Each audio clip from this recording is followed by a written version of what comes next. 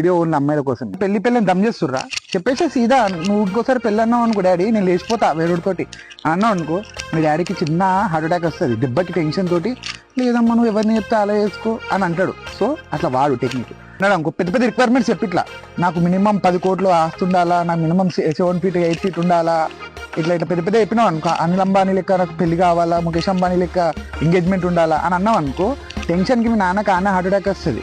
ఇక అమెరికాలో ఉన్నావు అనుకో నువ్వు నాకు ఇట్లా పెళ్ళని దమ్ చేసినావు అనుకో అమ్మ నేను వేరేతో ఇంగ్లీష్ వాడితో లేచిపోతా తెల్లడితో లేచిపోతా అని చెప్పినావు అనుకో మీ అమ్మ ఇంకోసారి ఆ మాట కూడా తీయదు బయటకి.